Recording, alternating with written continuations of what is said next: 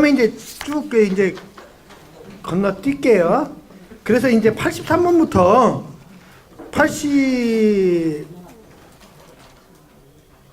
88번까지는 이제 넘어갈게요. 이 부분은 뭐냐면, 제가 왜 선종사 가르치시는 스님들이 말씀하실 거예요. 그러니까 이건 6조 해능대사 있잖아요. 법맥. 그걸 얘기하는 내용이라 넘어갈게요. 이것은 제가 말하기가 굉장히 조심스러워요. 이걸 왜냐면 조심스럽고, 근데 이제 6조 해능대사의 제자이다 보니까 자기 스승을 높이는 부분이라 넘어가도록 하겠습니다. 그래서 89번에 보면 진도 분립이고 망도 불공이다 그랬겠죠. 이게 진여도 세울 필요도 없고 망령된 생각도 원래 봉한 것이다. 유와 물을 함께 버리니 공하지 않으면서도 공하다. 그러니까 우리가 진여가 있다고 세울 것도 없고 원래 허망한 것도 있다고 할 필요가 없는 것이다. 유와 물을 버려야 공하지 않으면서 공하다. 그러니까 뭐냐면 저희 불성은 굉장히 크다고 그랬죠. 우주와 같이 삼천대천세계도 크다고 그랬잖아요. 이 큰 것을 있다 없다는 관념에서 벗어나자는 거죠. 저희가. 저도 이제 그릇을 키우자 많이 생각하는데 지금은 많이 좋아졌어요. 그전에는 제 별명을 그러더라고요. 가시라고. 아니 지금도 이렇게 그러는데 제 사형사제들이요. 저는 그런 거 없는데 제가 공양하는 데를 잘 안 가요. 그럼 굉장히 싫어해요. 제가 있으면 불편하다고. 싫어하는데 그게 이제 저한테는 고통이거든요. 그러니까 뭐 제가 그걸 가려서 그런 게 아니라 체질이 밝게 하고 조미료 들어간 거나 이런 걸 들어가면 목은 막 두드러기가 나요. 조미료 들어갔다든가 뭐 멸치국물이라도 뭐 젓갈국물이라도 들어가면 두드러기가 나가니까 고통스러워서 밖에 음식을 잘 안 먹어요.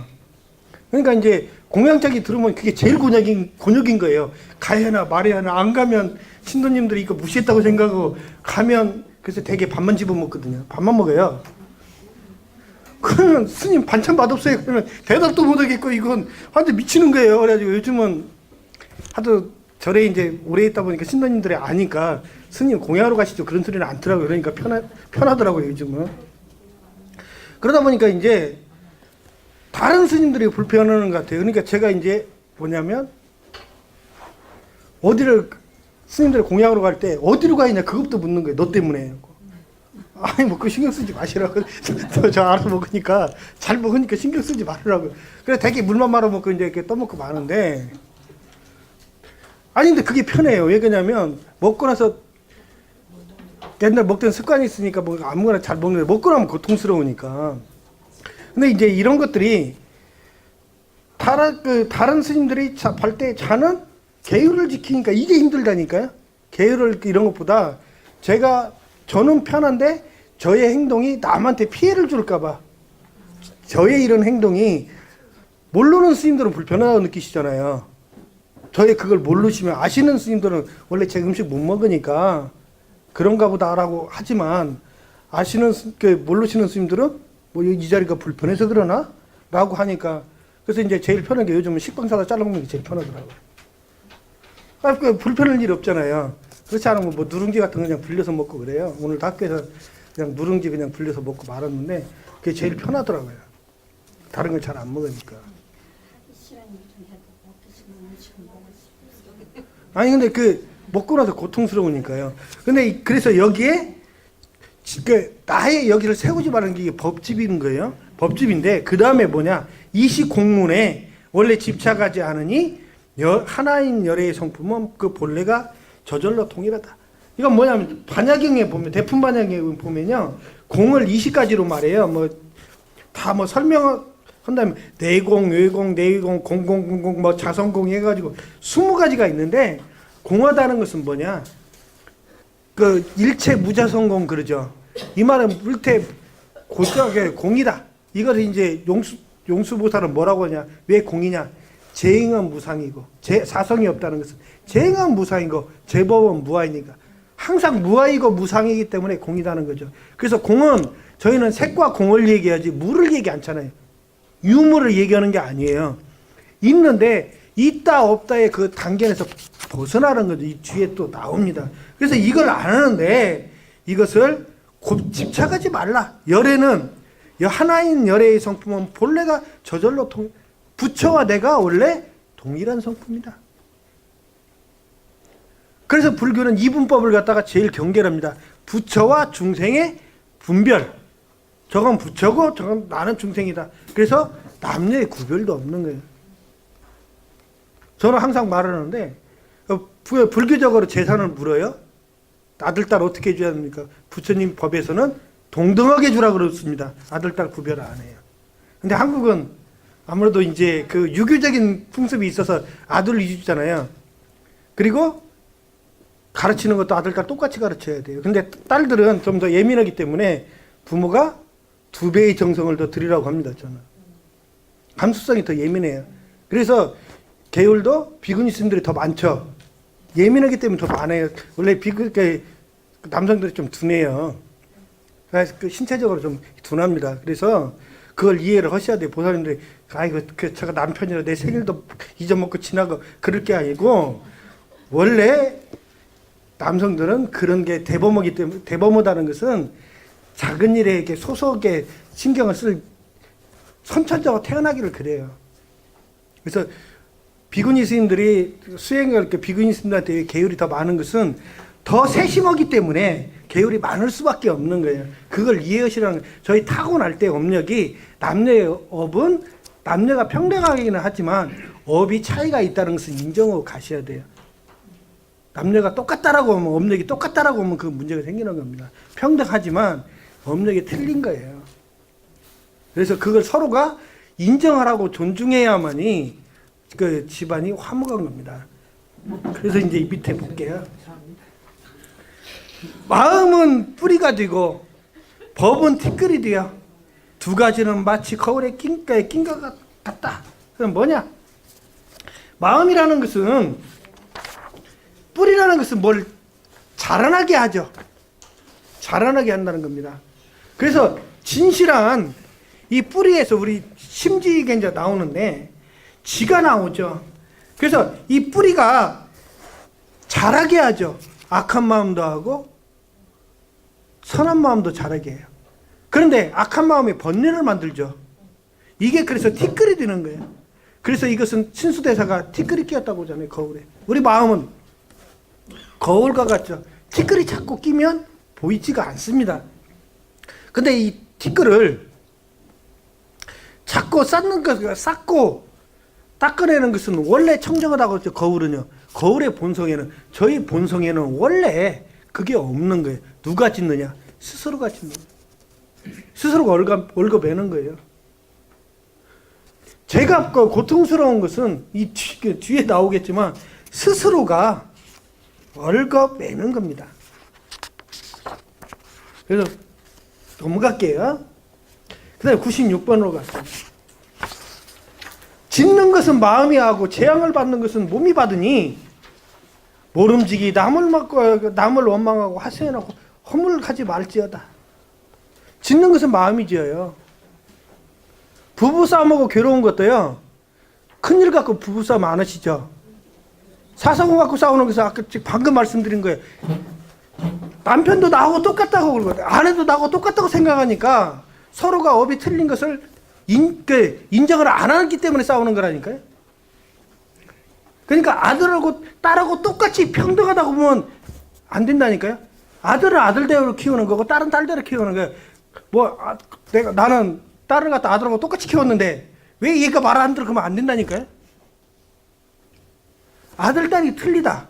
그리고 내 배우자도 나하고 틀리다는 것을 인정하고 서로 업이 틀리다는 걸 인정하고 가야 하는 거예요. 자제분들도요. 키워보시면 알겠지만 애들도요. 아장아장 걸을 때 되면 부모가 주는 거 잘 안 먹으려고 그래. 안 들으려고 그래. 지가 가지고 싶은 거 가지려고 그래. 근데 그 부모 입장에서 안 그러죠. 내가 원하는 거 다 해줬는데 얘 말을 안 들어. 특히 이제 딸들은 아빠 업으로 오고 아들들은 엄마 업으로 옵니다. 근데 여기도 어머니들 계시겠지만 보살님들이 제일 서운할 때가 뭔지 아세요? 저 그런 말 듣고 그 말이 맞는지 안 맞는지 모르겠어요. 남편이 바람 피는 것보다 더 서운한 게 아들이 며느리 편들 때가 더 서운하다고 하더라고요. 그거 맞아요? 저 그런 말을 들은 적이 있어요. 남편이 바람 필 때보다 더 서우는 게 아들이 며느리 편 들을 때가 더 서운하다는 거예요. 그 말은 뭐냐? 아니 그럼 이제 딸이 남편 편 들을 때 그것은 왜 그러느냐? 자식이 내 소유물이라고 생각하니까 화가 나는 거예요. 자식이 나하고 동등한 인격체다 라고 생각했으면 그렇게 안 서운한데, 그렇게 생각을 안 하니까 내가 너를 어떻게 키웠는데 나를 배신해 이렇게 되는 거죠. 그러니까 이제 화가 나는 거죠. 그 말을 한탄 하시길래 그랬어요. 보살님, 이미 며느리를 뒀으면 자식은 보살님 거가 아니라 며느리 거예요. 그렇게 생각하시면 싸울 일이 없죠. 아들이 그 보살님 거라고 생각하시니까 며느리하고 서로 찾으려고 싸우시니까 감정이 상하시는 거지. 그랬더니 그 다음부터 제가 보기 싫은지 절에 안 오시더라고요. 그런데 그 마음을 버려야 저희가 정진이 된다는 겁니다. 그래서 무간업에 이제 이 밑에 보면 무간업에 떨어질 업을 초래하지 않거든 열애의 정법을 비난하지 말라. 뭐냐? 자기 마음으로 지어놓고 부처님 탓을 한다는 거예요. 그리고 정법을 비난한다. 특히 정법을 비난하는 게 뭐냐? 지옥은 없다고 말하는 거 실컷. 제일 방어 중에 제일 큰 게 진리를 부정하는 거거든요. 그래서 스님들이 그 지옥으로 많이 가는 이유, 갈 확률이 제일 많은 게 망언합니다. 일정에 보면 법문을 잘못해서 부처님 스님들이 일부러 법문을 잘못하는 게 아니라 잘못 이해해서 법문을 해도 그 과부는 사라지는 게 아니라는 거죠. 그래서 망언은 굉장히 조심스럽게 된다는 거예요. 그래서 스님들이 율장에서 스님들이 나는 지금부터 스님이 아니라고 공표를 하잖아요. 그럼 그다음부터 부처님 회상에서는 스님이 아닙니다. 그렇게 말이 대망을 이렇게 조심스럽다는 거예요. 그 굉장히 이렇게 그래서 이 무간의 업으로 떨어지는 것들은 다 그런 걸 열애의 정법을 비난하지 말라. 그 다음에 이제 98번부터 이제 저기 100번까지 있는데요. 여기 전단 향나무는 전단향 혹시 아세요? 향나무 중에 최고로 좋아요. 그래서 향이 굉장히 진해요. 약간 이만한 통나무가 있어도 굉장히 향이 나거든요. 비싸거든요. 인도에서 최고로 비싸다고 그래. 그 향을 가루로 쓰고 이제 약으로 쓰는데 최고로 비싼데 이 비유예요. 이 전단향은 무슨 비유냐면 여기는 이제 보살을 대승보살을 뜻하는 거예요. 이게 대승보살은 전단향 대승보살이 있는 데는 수승한 법이 머무른다는 거죠. 그래서 경계는 고유하고 숲속에 나 혼자 그런 속에서 내가 대승보살처럼 혼자 사느니 짐승들과 새들은 다 멀리 날아가 버리고 왜? 자기 안락만 추구하고 사팀법만 추구하는 사람들 다 떠나가고 사자 새끼 무리들만 나를 따르며 세 살만 되면 포효할 줄 안다. 그러니까 대승보살이 있는 큰 뜻을 내는 분들이 있는 자리에는 나와 같은 저희 유유상종이라고 그러죠. 저희는 업이라고 그러죠. 코드 만든다고 그러잖아요. 여기 계신 분들은 다 대승보살님들이세요. 대승법을 배우시는 분들이 대승보살님이시거든요. 그래서 이건 제 얘기가 아니고 의적스님의 보살계본 서로 보면 그런 말이 있어요. 지금 보살계를 받고 이런 대승경제를 배우시는 분들은 전생에 보살도를 행했기 때문에 이 생에 할 수가 있다. 그렇지 않으면 할 수가 없다. 그러니까 지금 대승보살이기 때문에 대승보살이 아니신 분들은 스님들 중에도 좀 계시죠. 보살님들도 계시잖아요. 나홀로 혼자 정진하시는 분. 굉장히 이기적이신 분들 있잖아요. 나홀로 혼자 정진하시는 분들. 톡을 들어가서 정진하고. 또 그런 보살님들은 자존심이 있으셔갖고 스님이 그거 좀 고치세요. 그러면 그다음부터 절에 안 오지. 이제 다른 절로 가죠. 제가 한 번은 이제 그런 일이 있었어요. 어떤 보살님인데 저는 스님인 줄 알았어요. 풀을 빳빳이 해가지고 그게 스님인 줄 알았다니까. 해가지고 머리까지 또 좀 짧게 잘라가지고 이렇게 보니까 보살님인데 나 거산 줄 알았어요. 스포츠 머리 비슷하게 생겨가지고. 보살님 절에 오시는 건 좋은데 스님 오사고 좀 구분을 좀 해주십시오. 난 처음에 스님인 줄 알았어요. 그랬거든요. 어떤 얼굴색이 확 변해요. 그래서 아니 제가 이렇게 내가 뒤에서 그냥 합장했는데 스님인 줄 알고 이건 좀 아닌 것 같다고. 뒤에서 보니까 완전 스님 같아요. 머리가 짧으니까. 가지고 그 잘못하면 오해할 수도 있습니다. 다른 신도분들도 그렇게 옷 입으실 때는 뭐 더구나 동방으로 이렇게 풀까지 해서 입으면 누가 봐도 오해할 수 있지 않겠습니까? 그랬더니 그 보살님 저만 보면 그다음부터 고개를 돌리더라고요. 근데 그게 왜 그러냐면 율장에서는 스님들하고 똑같은 옷을 입지 말라고 그래요. 물론 입으실 수는 있지만 풀까지 빳빳해갖고 뒤에서 보면 다 누가 봐도 스님이죠. 그 무명으로 딱 무명이 아니라 저기 모시로 해가지고 딱 다리 입으니까 이거 스님인가 보다 생각하는 거지. 이런 부분들은 어떻게 보면 아상이 있는 부분들은 이런 부분들은 문제가 있다는 거예요. 그래서 이제 그 부분들이 쭉 이제 내려오면서 103번에 산승이 아상인상을 드러내라고 한 것이 아니다. 수행하는데 단멸의 구덩이에 떨어질까봐 그런다. 이건 뭐냐?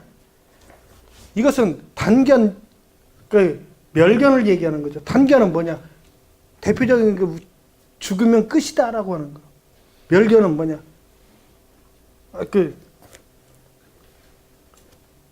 단상이죠. 그러니까 이게 단견, 상견이죠. 그러니까 단상을 상견은 저희 설일체에서는 저희 죽어도 항상 업은 없어지지 않는다라고 말하는 거죠. 근데 업은 그렇지가 않습니다. 업은 변해요. 작은 업이 다음 생에 크게 될 수도 있고 큰 업이 작게 될 수도 있죠. 그래서 부처님이 그런 말씀을 하십니다. 석가족이 멸망을 할 때 머리가 아프시다고 그러죠. 부처님이 굉장히 두통을 앓으셨잖아요. 석가족이 멸망을 할 때. 그 얼마나 뜨거웠는지 땀이 바로 떨어지니까 이렇게 저희 뜨거운 물에 이렇게 부으면 할 정도 뜨거운 물 있잖아요. 찬물에 탁 튀기면 탁 튈 정도로 이렇게 뜨겁습니다. 그러니까 왜 아는 전자가 왜 그렇습니까? 라고 말을 해요. 그러니까 부처님이 내가 전생에 살인의 업이 있어가지고 내 이생에 살인의 업으로 갚아야 하는데 악세 무전왕한테요. 내가 부처를 잃었기 때문에 500명이 내가 그 중에 500명 중에 한 명이었는데 살인할 때 500명이 같이 살인할 때 그 중에 내가 한 명이었는데 나는 부처가 돼서 살인의 업을 벗었다. 그렇지만 499명은 그 살인의 업을 받은 것이다. 거기서 부처님이 말하는 것은 업은 작은 업도 커질 수가 있고 큰 업도 작아질 수가 있다. 그래서 업은 생물처럼 변하는 것이다. 업이 고정된 것이 아니다라고 이제 말을 하고 있죠. 그래서 여기에 이제 이 얘기하는 거죠. 그름과 그르지 않고 옳음과 옳지 아니면 홀이나 조그마한 터락을 얘기하죠. 그것만 어긋나도 천리를 잊어버린다. 초발심 때. 저희가 정진하면서요. 제일 이런 게 있죠. 제일 좋은 것은 뭐냐? 수행에 제일 좋은 것은 큰 스님들의 행적을 따라가는 게 제일 좋습니다. 서산대사가 그 말씀하시죠. 눈길을 어지럽게 걷지 말라. 어지럽게 걸어가면 후세가 따라갈 때 어지러워진다. 큰 스님이 어지럽게 하면 큰 스님의 행을 잘못하면 아까 말씀드린 그 스님의 수행력을 보는 게 아니라 행만 따라선다는 거죠. 그랬을 때는 혼란스러워지는 겁니다. 그래서 여기에 보면 옳은 입장으로는 용녀도 순식간에 성불을 했고 그른 입장으로는 선성비고도 산천에 지옥에 떨어졌다. 이 말은 뭐냐? 용녀가 우리가 서로가 있어요. 이게 마하승귤에 있는 말인데요. 옛날 영산유상에서 이제 율장 주석서에도 있고요. 용녀가 부처님한테 이제 연꽃을 바쳐요. 그러니까 그 연꽃을 받고 법문을 부처님이 하십니다. 그래서 용녀가 나중에 정각을 이뤄서 보련대에 앉아요. 그래서 용녀라는 것은 뭐냐? 용인, 여인, 축생도 그런 과보를 받을 수가 있었고요. 여기서 말하는 선성비구는 비구 스님이 거기서는 18향상 타경이라는데 이게 무슨 경전인지는 모르겠어요. 성견, 살바다 비바사에 있는 말이거든요. 그걸 계속 외우지 말라고도 웁니다. 지금 말은 저희 다란이 있죠. 다란이 비슷한 건가 봐요. 그러다가 산채로, 그러니까 살아서 그걸 외우면서 지옥으로 바로 들어갔다고 해요. 그래서 산채로 죽음에 떨어졌다고 합니다. 그게 뭐냐? 이 스님은 분명히 틀렸다고 다른 스님들이 하지 말아라 그거. 근데 이 스님은 고집한다는 거죠. 그러니까 축생도 부처님한테 연꽃을 바쳐서 깨달음 얻을 수가 있지만 아무리 그 스님이라고 해도 잘못된 견해를 가지고 억지를 부리다가는 그 과보에서 벗어날 수가 없다. 그래서 이 과보를 나오는데요. 저희 과보는 어디에서 없어진다고 그러냐? 과보를 녹일 수 있는 것은 저기를 아라한치를 얻었을 때 가능하다고 화엄경에는 하고 있습니다. 그래서 저기를 이제 여기를 볼게요. 그래서 이제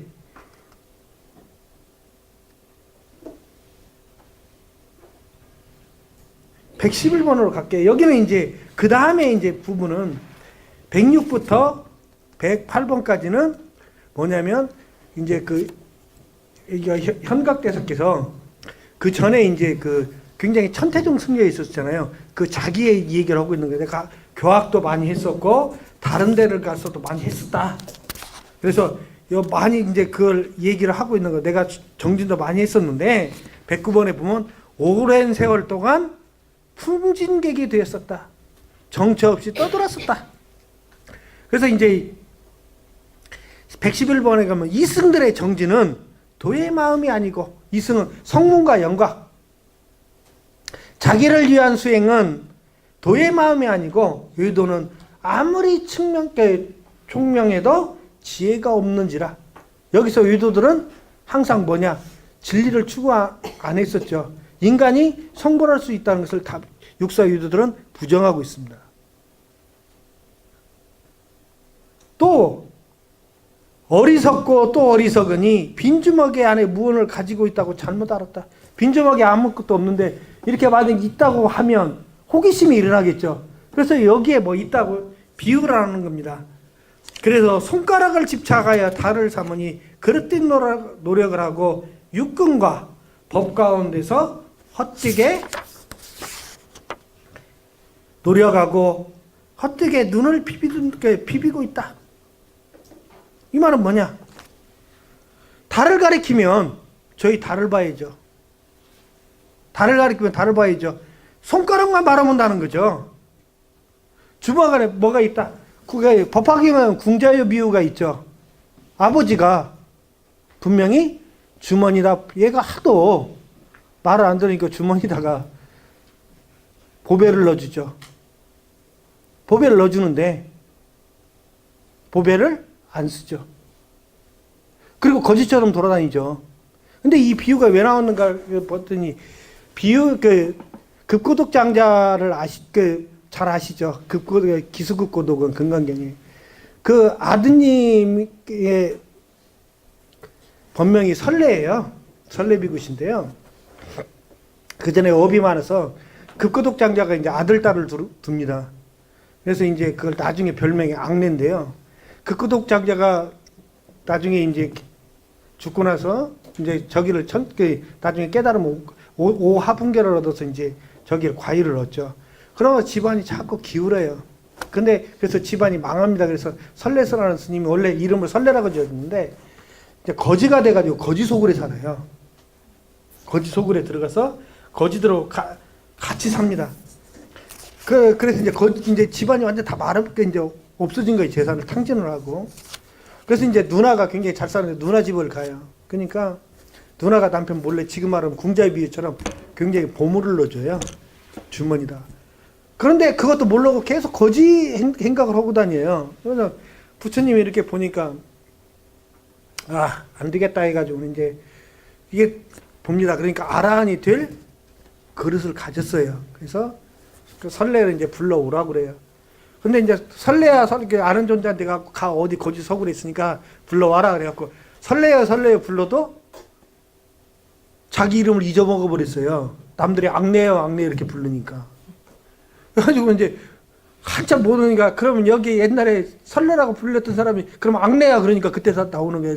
데리고 옵니다 부처님이. 그래서 거지 속을 했으니까 지저분했잖아요. 그래서 그때 부처님이 뭐라고 하냐, 너 연꽃 좀 사와라 그래요. 연꽃 좀 사와라. 또 돈 많이 있으니까. 그랬더니 제 돈이 어디가 있습니까 그래요. 자기 주머니에 들어있는데. 근데 네 누나가 주머니에 준 돈이 있지 않냐 그랬더니 저 없는데 이거 꺼내보니까 있거든요. 그래서 부처님이 그래요.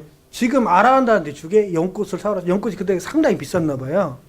그래서 부처님 것까지 499송이를 사오라고 합니다. 그래서 이 연꽃을 가지고 공양을 해라. 좀 있으면 초파일 다가오죠. 그래서 이제 그게 연꽃 공양이죠. 제가 아까 알고 있는 연꽃 공양이 처음엔 경전에 봤을 때 그게 처음이에요. 그래서 연꽃 공양은 이제 깨달음을 뜻하거든요. 그래서 사옵니다. 그래서 부처님이 하나씩 나눠줘라. 근데 왜 그렇습니까? 그러니까 나눠주라 그래 일단.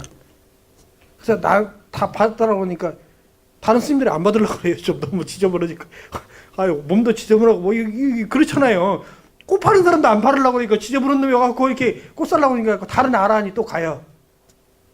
악내라는 사람이 와서 꽃을 살라고 하니까 안 팔으려고 그래요. 이게 지저분한 놈한테 꽃 팔았다가 이거 잘못하면 손이 끊기게 생겼다고. 그래서 아니 부처님이 팔으라고 했다라고 이제 가져오는데 다 받으라고 합니다. 그걸 받아요. 그러니까 왜 이걸 받으라고 합니까? 네가 전생에 업이 많아서 이걸 베풀어야 한다. 그걸 받아요.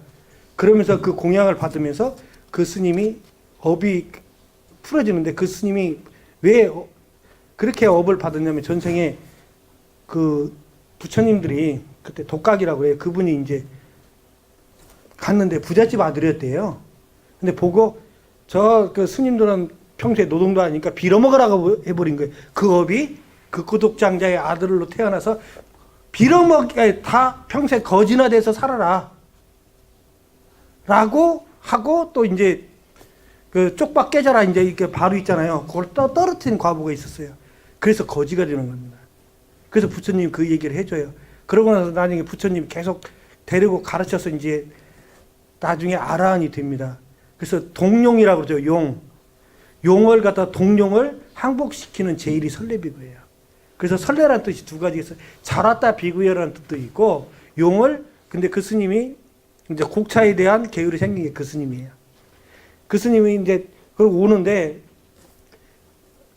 동룡을 이제 딱 해주니까 그 바람분들이 이제 너무 고맙잖아요. 항복시켜주니까. 그런데 음료수에다 술을 타주고 그걸 모르고 마셨어요. 마셨는데 그걸 마시고 다 쓰러져가지고 얘 갑자기 술기운이 올라오니까 쓰러져가 기회에 너부러져 잡니다. 이제 발을 한쪽에 놔두고 이제 누워서 자요. 부처님이 그걸 일체지잖아요. 선정으로 바라보시고 나서 안 된다. 갖고 부처님이 신통으로 데리고 오죠. 그러면서 지금부터는 스님들 곡차 마시지 말아라.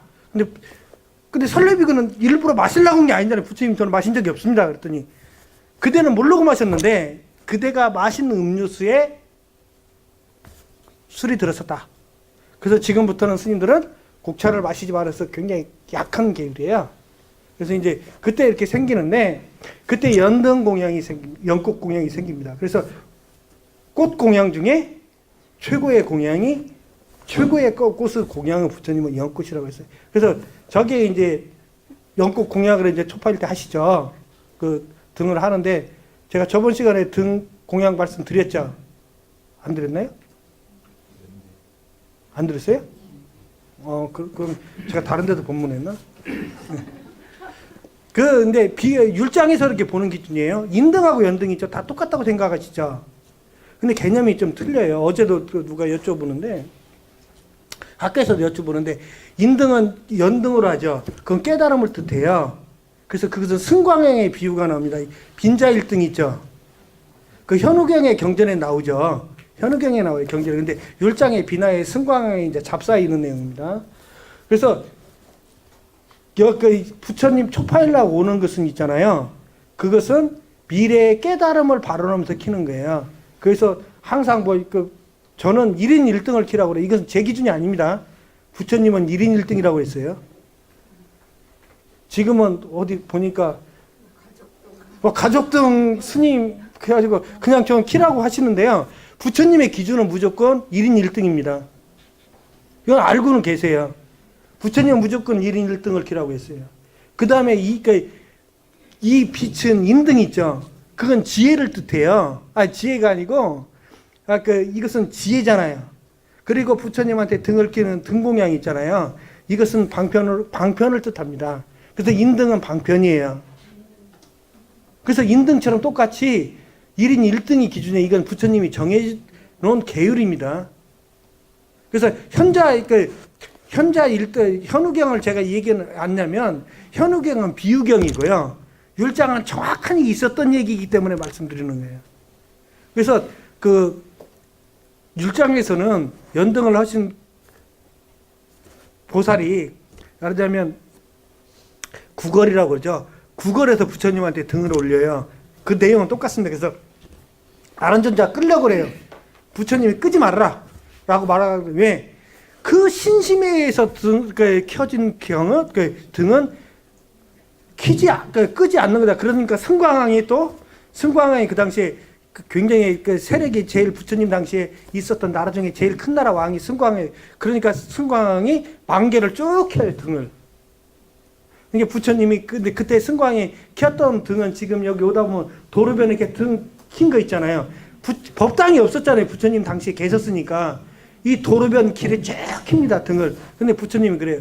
신심에서는 그 여인이 킨 등이 훨씬 크기 때문에 승광왕 만개의 등보다도 더 크다라고 그래요. 그래서 보살님들도 항상 제가 말씀드리는데 법부님들 등을 키실 때는 1인 1등이 원칙이라는 걸 알고 키세요. 요즘은 특히 인등, 연등 똑같다고 말씀하시는데 똑같지가 개념이 아닙니다. 그래서 인등은 방편이에요. 그러니까 현세의 구복이죠. 지금 당장 복을 원하는 것은 인등이에요. 그리고 연등은 내가 지혜를 내가 부처가 될 성품을 바라면서 키는 겁니다. 그래서 초파일날 키는 건 부처님이 저희 중생들을 제도하기 위해서 오셨죠. 그걸 키는 등이에요. 그래서 어제도 왜 스님 절에서는 인등 키고 연등 키고 스님들이 너무 돈을 갖다가 원하시는 거 아니에요? 보살님 그렇게 말씀하시지 말고 그건 아니고 정확하게 알고 키세요. 그 말씀드린 거예요. 그래서 연등 모양이잖아요. 부처님 오신 날 키는 것은. 인등은 여러 모양이 있죠. 부처님 모양도 있고 모양이 명권 모양도 있고 여러 가지 있잖아요. 그래서 방편과 저희는 귀입을 양족존 그러죠. 한문은 저희 거룩한 부처님께 귀합니다라고 했지만 한문은 양족이죠. 지혜와 복덕을 갖추신 부처님께 귀합니다 그렇죠. 거룩한 부처님께. 근데 앞에 부분을 뺐어요. 양이 많으니까 지혜와 복덕을 갖추신 거룩한 부처님께 귀합니다 이런 뜻이거든요. 그래서 지금 인등과 연등은 같이 켜야 지혜와 복덕을 같이 닦는 거예요. 그건 이제 율장에서 이제 비나에서 이렇게 정확하게 나와 있습니다. 인등을 할 때 한자로 인자를 어떻게 씁니까? 제가 알기로는 인자를 이날 인자를 알고 있어요. 예, 사람 인자가 아니고 이날 인자, 인연의 등. 예, 인연의 등. 현세에 이제 부처님하고 방편에 인연을 맺는 인연의 등. 뭐 어떤 분은 불꽃 인자도 쓰더라고요. 예, 근데 저는 불꽃 인자다가 불화자를 붙이면 그렇게 쓰잖아요. 그렇게 쓰시는 분도 있는데 제가 알기로는 이날 인자, 인등을 알고 있습니다. 그래서 지금 초파일 다가오시는데 등 키시려면 그래서 경제적으로 부담이 가시더라도 저는 그렇게 키라고 그래요. 왜 부처님 말씀에 맞게 저는 가자 이런 주의거든요. 그래서 이제 어제는 또 그런 질문에 스님 그러면 가족 등은요. 그래서 이건 제 생각입니다.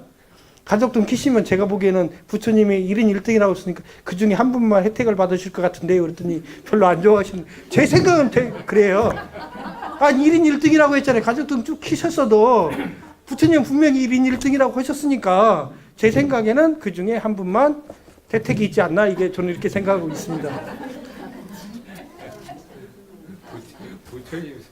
아니 뭐 저는 부처님이 딱 정해 놓은 계율 자체를 그대로 전달해 드리는 거니까 제 뭐 사견이 들어간 게 아니고 율장이 있는 대로 전해 드리는 거니까 그래서 가족 등은 왜 생겼는지는 모르겠는데 되도록이면 부처님 말씀대로 1인 1등을 키는 게 옳지 않는가 이렇게 생각하고 있습니다.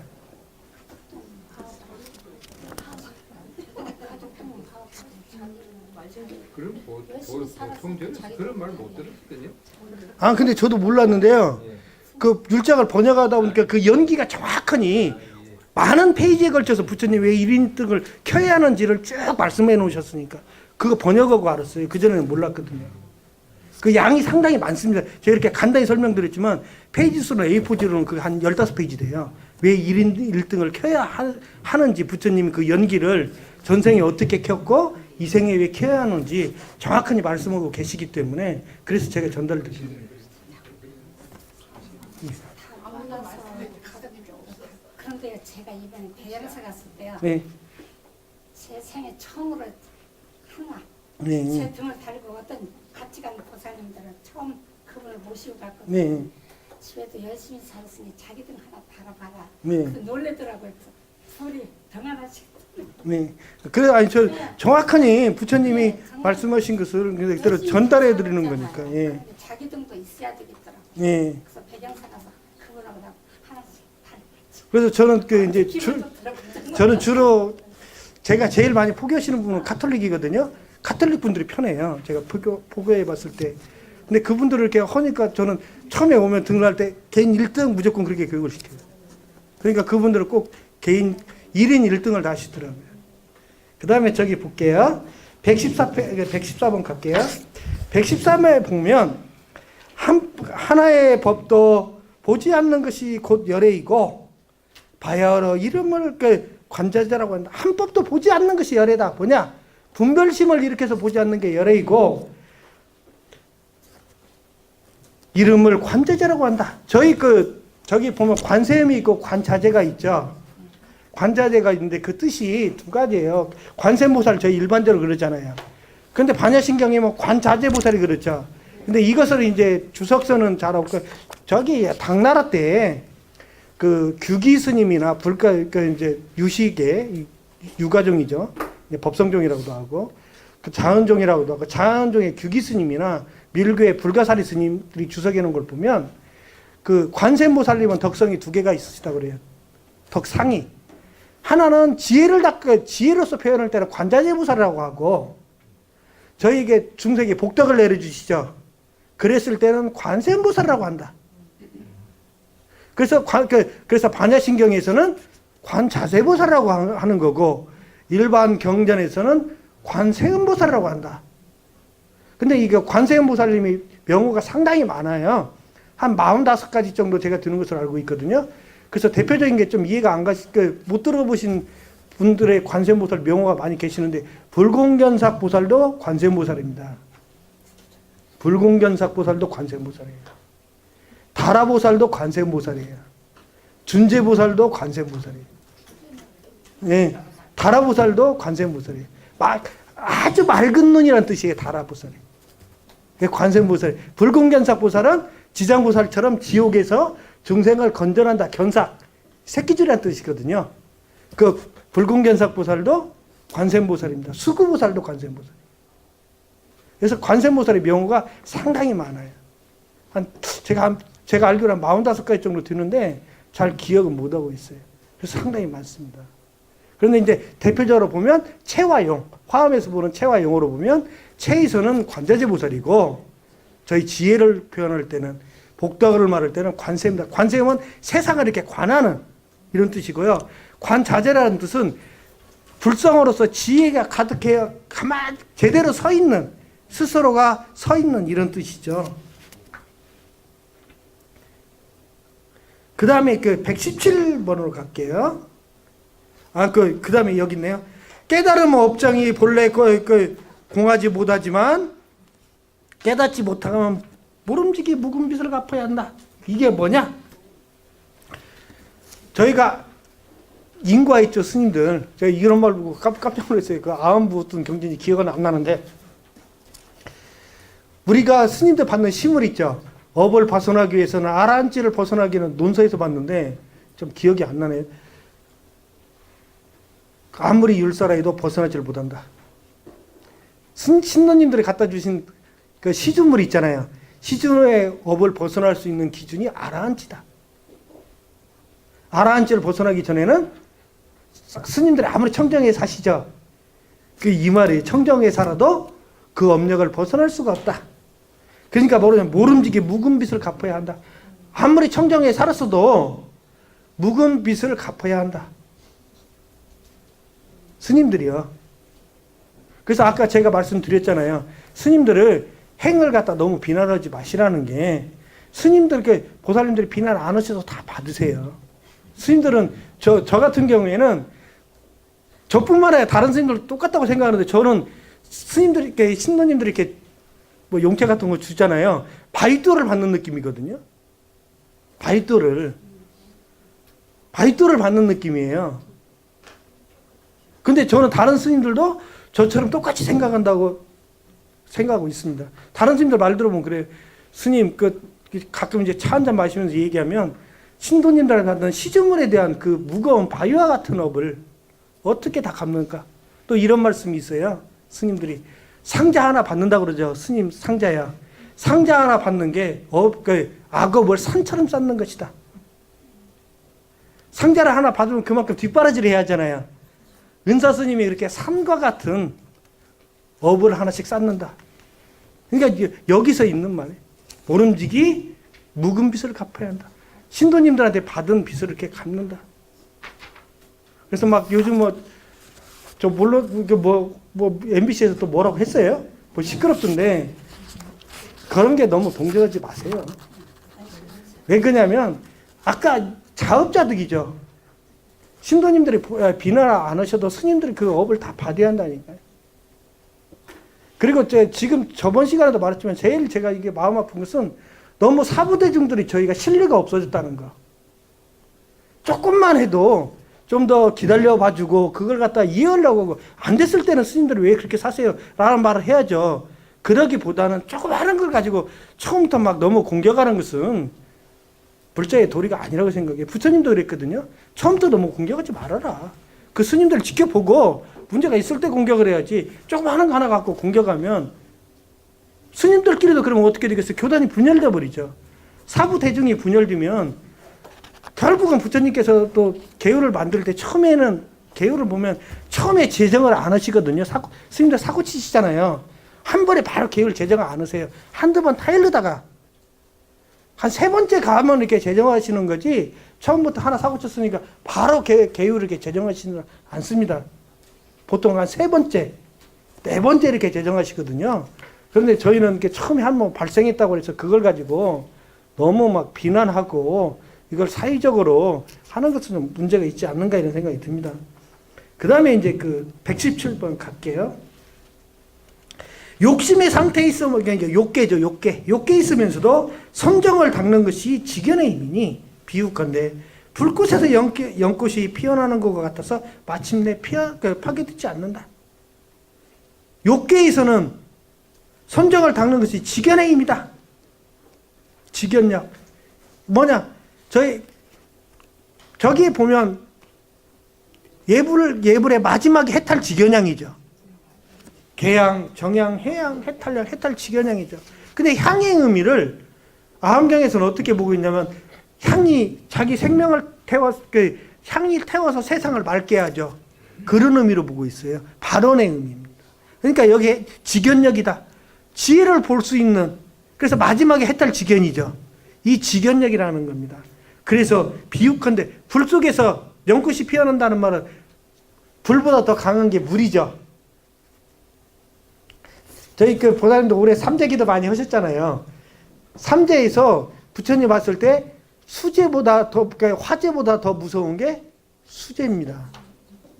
예. 그 다음에 수재보다 더 무서운 게 풍재라고 그래요. 저희가 삼재를 수재, 화재, 풍재 그러잖아요.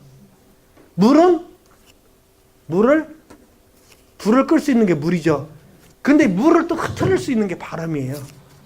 바람이 더 강하죠. 그러니까 아마 부처님 당시에 몬순 기후잖아요. 그때 풍재라고 한 것은 지금 말하면 아마 태풍, 그쪽에서는 아마 사이클론 같은 걸 얘기했던 것 같아요. 저희기로 말하면 태풍. 그래서 불이 더 강하다는 거죠. 그 다음에 넘어갈게요. 121번을 볼게요. 조금만 더 하겠습니다. 제가 하다 보니까 좀 길어져서 죄송합니다.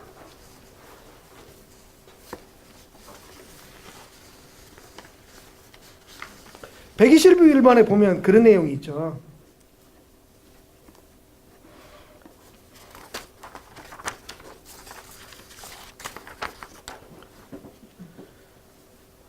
두 비구가 있어 음행과 살인을 포부하고 우발의 존재하는 이제 에서 125번까지 가는데 이 설화가 뭐냐면 두 비구가 청정원에 잘 계셨대요. 그런데 한 비구가 외출하시는데 한 비구가 쉬시다가 잘못해갖고 그 나무꾼이 왔는데 여인하고 이제 음행을 저질렀어요. 그러니까 그 얘기를 마음이 괴로우니까 하니까 한 스님 화가 나셨잖아요. 그래서 이 보살이 잘 있는 스님을 유혹해서 이렇게 문제를 일으켰구나 해가지고 좀 깨달음을 줘야겠다, 야단을 쳐야겠다 해가지고 구덩이를 밀었습니다. 근데 이 여인이 죽은 거예요. 그러니까 둘이 다 이제 대형 사고를 쳤죠. 발화를 저질러서 한 스님은 살인이요, 또 한 스님은 음행이요. 그래가지고 이제 이 고사가 그거예요. 우발의 존재한테 갑니다. 근데 우발의 존재는 계율의 체일이죠. 그러니까 계율만 가지고 따지는 거예요. 니들은 발화이니까 나가. 도저히 승단에 머무를 수가 없어. 이렇게 되거든요. 그런데 이 유마가사는 그렇게 말한 게 아니라 그것은 업력에서 온 것이다. 그래서 네 스스로의 이제 그걸 봐야, 네 청정한 불성을 봐라. 그래서 불성을 보게 되니까 깨달음을 얻었다. 그래서 이 얘기하는, 이게 유마가, 그런데 이것은 뭐냐? 개차를 얘기하는 거죠. 부처님은 저도 뭐 유를 하지만 이런 것 같아요. 제가 자꾸 그 신도님들한테 말씀드리는 것은 스님들은 표준한 데에서 큰 스님이 안 나온다니까요. 옛날 80년대인가요? 구산 스님이 하버드대 가서 그런 법문하십니다. 한 물건이 있으니 그건 네모진 것도 아니고 세모진 것도 아니고 동그란 것도 아닙니다. 냄새가 있는 것도 아니고 만질 수도 없는 게 있어요. 이게 저희 마음을 얘기해요. 저희 마음은 네모진 것도 아니고 세모진 것도 아니고 원도 아니에요. 그런데 지금은 이렇게 보면 너무 이 시대에는 원인 마음에만 원하는 거예요. 별표의 마음도 있는 거라니까요. 이 다양한 걸 경험해야 큰 스님들이 나온다. 그러면 이 비유는 뭐냐? 우발의 존재는 원만 강조했다는 거예요. 그대들이 발해를 저질렀으니까 나가라. 그런데 유마가사는 그게 아니었다는 거죠. 네 마음의 본성자를 봐라. 그리고 이 스님들이 거기서 깨달음을 얻었다는 겁니다. 그래서 이제 이런 논리가 많이 드는데요. 저희가 이제 마음을 한번 바꾸면 부처라고 그러죠. 사람이 살면서 아까 말씀드린 계율을 부처님이 처음에 정했을 때 바로 계율을 안 정했다는 겁니다. 왜? 사람은 잘못할 수가 있으니까. 그래서 한 것 가지고 내가 잘못했을 때 그러면 참회를 하고 그걸 바꾸려고 노력했을 때 내 업이 바뀌는 거예요. 절망하지 말라는 거죠. 제일 세상에서 무서운 게 낙인이에요. 그리고 부부끼리 제일 힘든 것은, 가정에서 제일 힘든 것은 그것도 불신입니다. 누구는 이래. 자제분들한테요, 특히 따님들한테 있잖아요. 자꾸 엄마가 이쁘다 하면 예뻐져요. 저거 말 안 들으니까 자꾸 미워 그러면 얼굴이 자꾸 미워집니다. 왜? 이심전심이기 때문에. 특히 아빠보다는 엄마하고 영적으로 더 많이 연결돼 있어서 더 빨라요, 엄마가. 엄마의 마음을 자식들이 더 빨리 알아챈다는 거죠, 아빠의 마음보다. 그래서 그런 마음들이 전달되는 거, 그걸 얘기하고 있는 거예요. 그래서 123페이지 볼게요. 불가사의한 해탈의 힘이요. 마음을 한번 바꾸면 해탈한다는 거죠. 이게 뭐냐? 묘한 자궁이 항하강에 있는 모래와 같이 많다. 저희 마음은 삼라만상을 다 품고 있습니다. 특히 저희 불성, 인간들이 가지고 있는 이 지혜와 불성은 삼라만상을 다 품을 수가 있는 겁니다. 네 가지, 그래서 이것을 수행을 해서 얻을 수가 있다면 스님들한테 하는 말이죠. 네 가지 공양을 감히 수고롭다고 사양할 것인가? 하루에 만냥을 다 녹일 수가 있다. 그런데 분골쇄신하여 한 가지를 하더라도 깨닫지 못하면 좋게 갚을 수가 없으나, 스님들이 아무리 청정에 살아도 제가 못 갚는다고 그랬죠. 업으로서 다 가지고 가야 돼요. 깨달음을 얻어야만이 갚는다는 겁니다.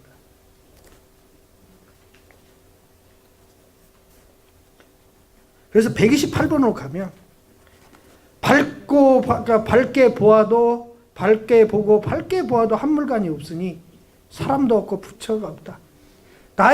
내 부처의 눈에서 보면 다 부처이기 때문에 중생 부처가 없다는 겁니다. 아무리 맑게 봐도 한 물건은 저희 마음이죠. 염호된 마음, 티끌과 같이 변한 마음이 하나도 없다는 거예요. 저희는 다 청정한 마음을 다 가지고 있는 겁니다. 그런데 저희가 그걸 없다고 생각을 하죠. 가만히 진심이 일어나는 제 자신을 돌아봐도 그게 실체가 없어요. 뭐냐? 순간적으로 제가 일으키는, 제가 지은 걸 얘기하는 거예요. 그래서 이제 129번으로 가면 그런 말이에요. 삼천대천세계가 바다 가운데서 물거품이다. 이 삼천대천세계라는 거 마음속에서 일으키는 거죠. 삼천대천세계가 있는 것도, 그리고 또 저희가 이것은 아집에 빠지지 말라. 그 다음에 일체의 성현들도 번개불이 번쩍이는 것이로다. 이건 법집입니다. 어떤 조사가 했으니까 그 법문이 맞다. 살불살조라고 그러죠. 조사의 가르침, 부처님의 가르침을 너무 거기에 법집에 빠지지 말라. 이 법집에 빠지는 게 학자들이 많이 그러죠. 특히 교학으로 맞다고, 교학으로 따지고 이렇게 되면 법집이 제일 무서운 게 법집이에요. 왜? 논리적으로만 따지고 아 틀리다 맞다 실천을 안 하면서 그걸 입도인이라고 그러죠. 입으로만 도인이에요. 저희가 행으로 보여주지 않으면 그게 무슨 가치가 있겠어요. 아무리 부모님들이요 자식들한테 100번 가르쳐 주는 것보다 한 번 행으로 보이는 게 훨씬 효과적이라는 겁니다. 그걸 얘기하는 거죠. 그렇게 되면 가령 쇠바퀴가 내 머리를 지나가서 산산조각이 나더라도 내가 깨달은 정과 해는 원명에서 마침내 잃지 않고 해가 차갑게 되고 달이 뜨겁게 되는 그런 세상이 오더라도 못 바꾸는 능히 이 진리를 무너뜨리지 못한다. 그럼 이제 여기서 가피를 말씀드릴게요. 부처님한테 그 진리를 묻습니다. 무바리존자가. 저희 가피를 많이 원하고 기도를 하시잖아요. 그럼 이제 신통 같은 것도 두 가지가 있어요. 하나는 증득의 신통이 있고요. 가피의 신통이 있습니다. 특히 이제 무속인들 같은 경우에 통이 열렸죠. 타심통 같은 게 있어도 좀 보시잖아요. 무속인들 같은 경우에. 근데 그런, 아니면 우리 신기라고 일반적으로 신기 있다고 그러죠. 그게 통이 열린 거거든요. 그래서 그걸 질문을 해요. 부처님한테. 근데 여기서 부처님 당시에 최고로 열렸던 게 누구냐면 재받았다가 통이 열렸었어요. 오신통이 열렸었죠. 신족통 같은 게 열렸었잖아요. 그래서 그 말을 묻습니다. 나중에 그 비나에 보면 부처님한테. 신통이 증득한 것과 가피는 무슨 차이가 있습니까? 라고 말씀을 물어요. 그러니까 부처님 말 증득한 것은 없어지지가 않는다. 그런데 가피라는 것은 정도의 길을 벗어나면 잃는다. 이게 보살님들이나 저나 아니면 법부님들, 거사님들은 가피를 해서 얻잖아요. 근데 가피를 얻어서 잘못 쓰면 후퇴한다. 퇴전하는 거예요. 그러니까 그때 봤을 때는 아주 그 스님이 큰 스님이었는데 나중에 보니까 내가 실망스럽다. 이런 것도 있을 수가 있다는 거죠. 가피의 현상에서는. 그 스님이 징득했을 때는 그런 일이 없겠지만 아니면 내가 옛날에는 정직이 굉장히 된 것 같은데 10년이 흐르니까 안 된다. 이런 것은 가피일 수도 있다는 겁니다. 그래서 그 참고적으로 말씀드렸어요. 그래서 132번 갈게요. 코끼리의 수레를 매어 위풍당당하게 끌고 가는데 어찌 당나귀가 그 길을 막을 수 있게. 당나귀는 사막입니다. 당나귀는 사막이에요. 예, 사막이 조그마한 저희 사막이 있죠? 날라다니는 거. 예, 당나귀가 사막이에요. 그러니까 코끼리가 하는데 사마귀가 이렇게 세우죠. 사마귀가 막는다고 해서 어떻게 세우겠는가? 그 말을 하는 거죠. 그래서 큰 코끼리는 토끼의 길에서 놀지 않고 크게 깨달은 사람은 작은 절개에 구애받지 않는다. 큰 코끼리는 토끼가 다니는 소로를 안 다닌다는 거죠. 대로로 가는 거죠. 왜? 보살도로 실천을 한다. 그래서 크게 깨달은 사람은 작은 절개에 구애받지 않는다. 대승을, 여기 계시는 법부님들은 대승을 실천을 하고자 모이신 분들이잖아요. 이게 속 좁게 소승의 길을 가지 말라. 이렇게 그래서 마지막 당부를 이제 맺고 계십니다. 좁은 소견을 가져서 창창이 이게 창창이는 일부러 번역을 안 했어요. 이 창은 하늘의 푸른 모습, 푸른 하늘 있죠. 가을 하늘 이런 걸 창창이라고 그래요. 창창이 비방하지 말라. 깨닫지 못했으니 내가 그대들을 위해서 지금 해결해 주고 있느라. 오늘 여기까지 하도록 하고요. 좀 더 많은 걸 제가 해드리려고 했는데요. 뭐 3시간 갖고는 양이 너무 많아서 네, 오늘 여기까지 하도록 하겠습니다. 뭐 질문 있으세요? 질문 없으면 마치겠습니다. 고생하셨습니다.